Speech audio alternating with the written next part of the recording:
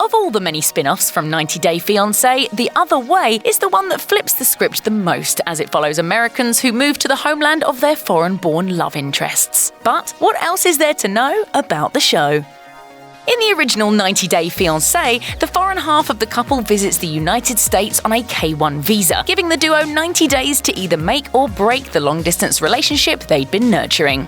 The Other Way, however, reverses the format by following Americans who travel to the homelands of their significant others, setting aside the lives they've built in the US to be with their spouses-to-be. Other than that, in a lot of ways, this is still the same old show, following along as travelers from far away struggle to make sense of a new culture, while also trying to navigate a relationship that had up until then been predominantly virtual and is now face-to-face. This is wild. Like, what? I mean, what? Throughout it all, the Americans encounter an array of challenges as they undertake an international relocation, ranging from communication difficulties to trying to impress their soon-to-be in-laws. As TLC's press release put it, will uprooting their lives in the United States pay off or be the biggest mistake ever? The Other Way proved to be yet another hit addition to TLC's wildly successful franchise, resulting in the show being brought back for a second season in 2020. For the show's sophomore outing, only 2 couples from the first season returned for the second go-round: Jenny and Sumit, and Devin and Jihoon. Joining the returnees were 4 new couples: Yazin and Brittany, who left her home in Florida to move to Jordan to be with her fiancé; 57-year-old Kenneth and 31-year-old Armando, whose 26-year age difference didn't prevent Kenneth from upending his life in the US and moving to Mexico; Melissa and Tim, who the show follows as he relocates to Colombia; and Ariella and Binyam, a native of Ethiopia, being joined by his new fiancée, leaving her home in Princeton, New Jersey, to start a new life in Africa. The challenges the couples face would be as overwhelming as those experienced by the participants in the original 90 Day Fiancé, but this time it's the Americans who find themselves with cultural obstacles to overcome. I don't know what we're gonna do. I can't live in a place that has no bathroom and no kitchen. Listen to me, shut up. I'm not staying here, I told you that. The first season of 90 Day Fiancé, The Other Way, concluded with the couples coming together to share updates on their relationships in the 2-part The Couples Tell All special. One participant that was conspicuously absent was Brazil resident Karini. Her husband Paul appeared solo to film the special. The reason why she didn't appear apparently became clear when Paul subsequently issued a mysterious post on his Instagram story that suggested Karini had initiated divorce proceedings in Brazil. That was followed by a brief video clip of the couple's son, with Paul telling the child, "Daddy's gonna miss you." But don't cry for this lost love just yet. After Paul's solo appearance in the Tell All special, the two seemed to have reconciled. In another Instagram story post shared a few months later, which was archived by an Instagram fan account, Paul shared a photo of his wife with a heart drawn around her midsection and the word baby above her head, indicating that they may be expecting a second child together. Tiffany and Ronald, who struck out for a life together in South Africa, both appeared together in the first season's Tell All special. But just a few short months later, the couple had apparently called it quits.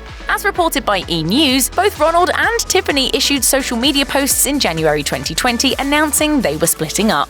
Tiffany thanked the show's fans for following their journey and insisted that she and Ronald still love each other, but she also mysteriously added, "Some things are just irreparable." Meanwhile, Ronald likewise made an announcement on social media, writing his side of the story by saying, "Thank you for following our story, but unfortunately, it just didn't work for me. I'll be filing for divorce in South Africa since she isn't even registered in the USA as married. Talk about adultery." Tiffany denied the cheating allegations and claimed she'd been, quote, "taken for granted." As viewers of The Other Way's first season noticed, the relationship of Laura and Aladin was a problematic one. Aladin, do you think Americans in general complain a little bit too much? Yes, Laura, she's Mr. Complain. She complains about everything. In addition to their cultural differences, there was also a substantial age gap between the American and her Tunisian husband. When they appeared together in the season-ending Tell All special, they candidly discussed the troubles they'd had in their brief marriage, including her dissatisfaction with their sex life. But despite it all, Laura still declared that she was committed to the relationship. You said you were going to end the marriage. Have you decided to get a divorce? I am not ending the marriage. That didn't wind up being the case. In the 90 Day Fiancé self-quarantined spin-off, Laura revealed she was living in Ecuador with a new online boyfriend, a 25-year-old California man named Tony. Aladin confirmed the breakup, telling In Touch Weekly, "Laura and I separated in late July 2019. There is no possibility of reconciliation." Right. Are you for real? Do I disrespect you like that? One of the two couples coming back for season 2, Jenny and Sumit, had more issues to overcome than their 30-year age difference. As viewers recall, her world was rocked when she discovered that Sumit had been keeping a whopper of a secret from her. He was married. Yet when they appeared on the Couples Tell All special, they were still together, just not physically, with Jenny having returned to the US. In a subsequent interview with TV Insider, Jenny explained that she was able to put Sumit's deception aside. According to Jenny, "We never broke up. That never happened. I knew that he was going to get his divorce, so I just went back and waited for that to happen." I'm way too trusting of strangers. 90 Day Fiancé stars can certainly expect a certain degree of fame, but not fortune. A source told Radar Online that the couples on the show and its spin-offs are typically paid between $1,000 and $1,500 per episode. According to the source, couples who catch on with fans and return in a subsequent season can receive a raise. Even then, the source added, the dollar amount doesn't go up that much. There are other variables that might affect the income, but again, it all seems kind of lower than you might expect, considering all the gross details the shows often expose. In an interview with Newsweek, blogger John Yates claimed that a couple who appears on Before the 90 Days may split $500 an episode, while couples on Happily Ever After receive a lot more, between $2,000 and $7,500 an episode. Reality Blurb also reported that couples are paid an extra $2,500 to appear in the Tell All special. I feel like such an idiot. Check out one of our newest videos right here. Plus, even more list videos about your favorite TV shows are coming soon. Subscribe to our YouTube channel and hit the bell so you don't miss a single one.